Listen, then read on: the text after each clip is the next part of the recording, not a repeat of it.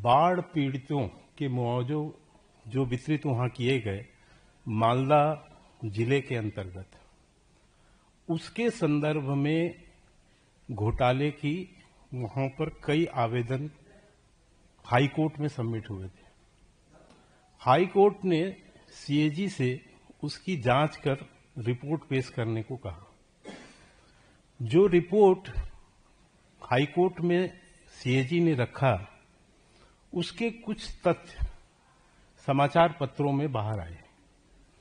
मैं उन तथ्यों के आधार पर यह कह सकता हूं कि पश्चिम बंगाल के ममता बनर्जी सरकार पूरी तरह से भ्रष्टाचार में डूबी हुई है और ये जो बाढ़ पीड़ितों का मुआवजा था, इसकी जो ममता सरकार के अंतर्गत जिस तरह से लूट हुई, जिस ढंग से उसकी बंदर बांट की गई, जितने अव्यवहारिक तौर से उसकी लूट हुई है और अमानवीय तौर से भी मैं कहूंगा, क्योंकि ये बाढ़ पीड़ितों का मुआवजा था और उसपे इतना व्यापक लगभग 100 करोड़ का भ्रष्टाचार सामने आया है। ये बहुत ही शर्मनाक है, बहुत ही दुखद है कि बाढ़ पीड़ित जो पहले से ही पूरी तरह से अपने मकान को, अपने सामान को लेकर पीड़ित हैं, उनको जो सरकारी सहायता मिलनी थी उस पे जो है भ्रष्टाचार किया गया।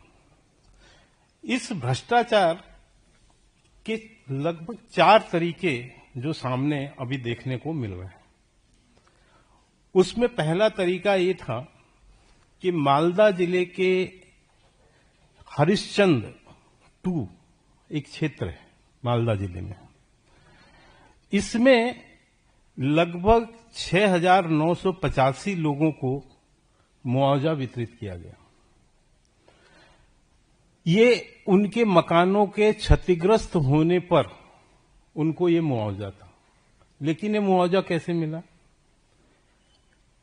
लगभग सभी लोगों को 2 बार से लेके 42 बार तक मुआवजा दिया गया है।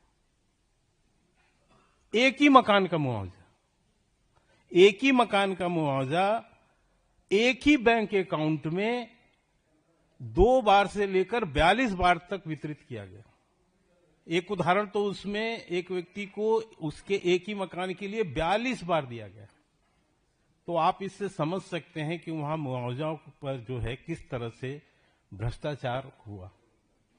एक दूसरा प्रकार था जिसमें लगभग 7.5 करोड़ रुपए की धनराशि 1,609 पक्के मकानों के क्षतिग्रस्त होने पर देने की बात आई है।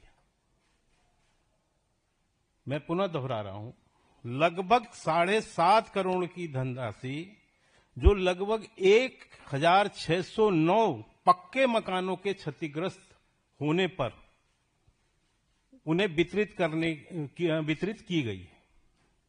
जबकि उस जिले के डीएम का ही रिपोर्ट है कि इस जिले में एक भी पक्के मकान क्षतिग्रस्त नहीं हुए। ये ममता बनर्जी की ही राज्य सरकार के अंतर्गत डीएम का रिपोर्ट है कि एक भी मकान क्षतिग्रस्त नहीं हुए, लेकिन 1,609 लोगों को लगभग 7.5 करोड़ की धनराशि मुआवजे के तौर पर दी गई है। आप समझ सकते हैं कि किस तरह से बाढ़ पीड़ितों के मुआवजा की राशि की जो एक्चुअल उसके जिनको चाहिए उनको छोड़कर किस तरह से वहां पर उसकी लूट मचाई गई। तीसरा प्रकार, लगभग 108 लोग ऐसे हैं जिनको बीपीएल की ये बाढ़ पीड़ित मुआवजा की राशि मिली है। वो या तो जनप्रतिनिधि हैं, या तो सरकारी कर्मचारी हैं, या तो टीएमसी के स्थानीय नेता हैं। और जो इसमें जनप्रतिनिधि या सरकारी कर्मचारी हैं वो सरकार के द्वारा सैलरी प्राप्त करते हैं, पर उनको भी बाढ़ पीड़ित की मुआवजा राशि दी गई।